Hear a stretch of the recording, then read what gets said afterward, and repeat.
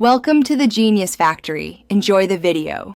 In this video, I will explain how to change Chevy Silverado brake pads. First, gather your essential tools, including a reliable jack, a lug wrench, and a C-clamp. Next, ensure your Silverado is parked on a level surface and securely chalked to prevent any movement. Once safe, you can begin by carefully removing the wheel and then the caliper bolts to gain access to the old brake pads. This preparation is crucial for a smooth and safe replacement process. Now that you have access, carefully remove the old brake pads from the caliper bracket. They should slide out easily. Next, it's time to compress the caliper piston. Use a C-clamp or a specialized tool to push the piston fully back into the caliper. This creates space for the new, thicker pads. While you're there, take a moment to inspect your brake rotor for any grooves, cracks, or uneven wear.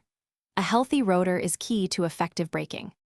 With the piston compressed, you can now install the new brake pads. Make sure they sit correctly within the caliper bracket, often with new hardware clips. Carefully slide the caliper back over the rotor and secure it by reattaching and tightening the caliper bolts. Always refer to your vehicle's manual for the correct torque specifications. If you disconnected any brake lines, or if your pedal feels spongy, you will need to bleed the brake system to remove air. After everything is reassembled, pump the brake pedal several times before starting the engine. This will push the caliper piston out and seat the new pads against the rotor.